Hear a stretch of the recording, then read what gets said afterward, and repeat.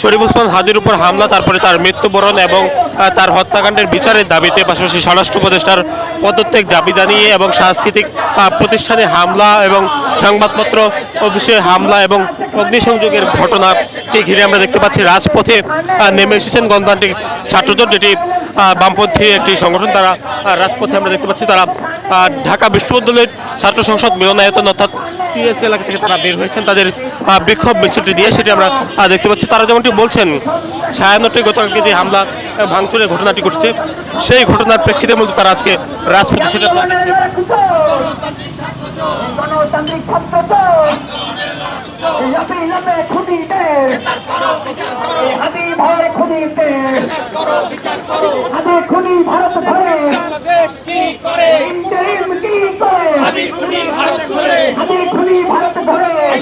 শরীফ ওসমান হাদির হত্যাকাণ্ডে যারা জড়িত তারা ভারতের সীমান্ত অতিক্রম করে তারা ভারতে পালিয়ে গেছেন, সেই বিষয়টিরও প্রতিবাদ তারা জানাচ্ছেন। আমরা দেখতে পাচ্ছি তারা স্বরাষ্ট্র উপদেষ্টা লেফটেন্যান্ট জেনারেল অবসরপ্রাপ্ত জাহাঙ্গীর আলম চৌধুরীর পদত্যাগ দাবিও তারা জানাচ্ছেন। তারা ঢাকা বিশ্ববিদ্যালয় কেন্দ্রীয় ছাত্র সংসদের সামনে দিয়ে তারা প্রদক্ষিণ করে আবারও তারা শাহবাগ অভিমুখে যাবেন বলে তারা জানিয়েছেন। বিক্ষোভ শুরুর আগে তারা স্লোগানে পুরো এলাকা উত্তাল করে তুলেছেন, সেটি আপনারা দেখতেই পাচ্ছেন।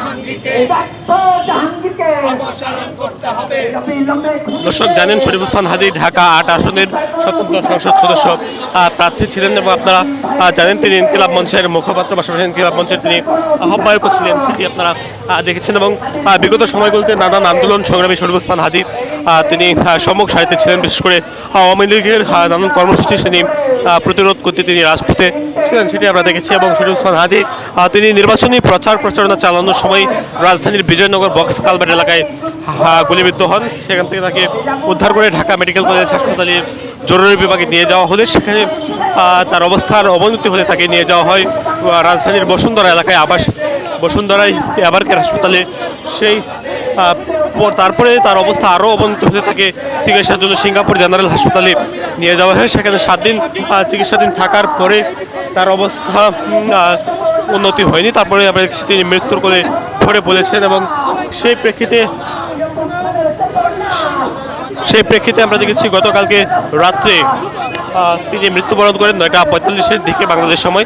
এবং সেই খবরটি ছড়িয়ে পড়তেই সারা দেশ থেকে ছাত্র জনতা তারা রাজপথে নেমে এসে, ঢাকাতেও একই চিত্র ছিল গতকালকে, ঢাকায় ছাত্র জনতা সাধারণ মানুষ তারা রাজপথে নেমে এসে তারা শাহবাগ মোড়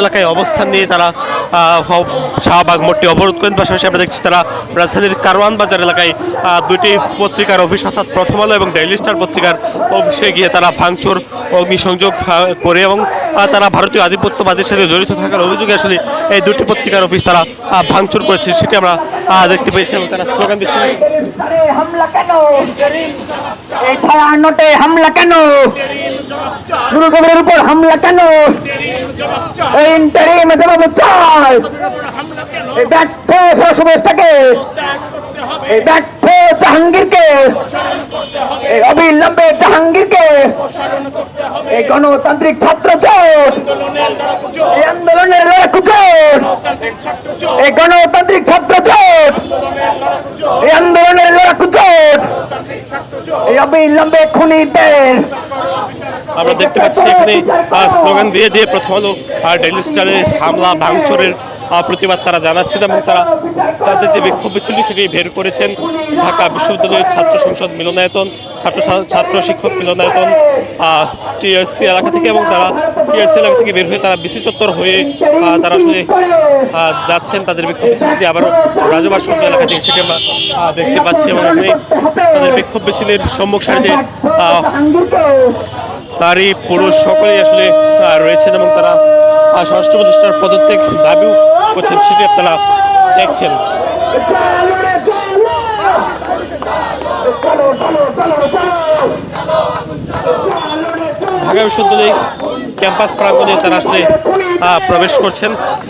আমরা দেখতে পাচ্ছি তারা বিসি চত্বর এলাকা থেকে ঢাকা বিশ্ববিদ্যালয় ক্যাম্পাসের যে প্রাঙ্গণটা রয়েছে সেখানে তারা প্রবেশ করছেন এবং তারা বিক্ষোভ মিছিলটি এখানে আসলে নিয়ে ক্যাম্পাসের যে স্থানগুলো রয়েছে সেই স্থানগুলো তারা অতিক্রম করবেন।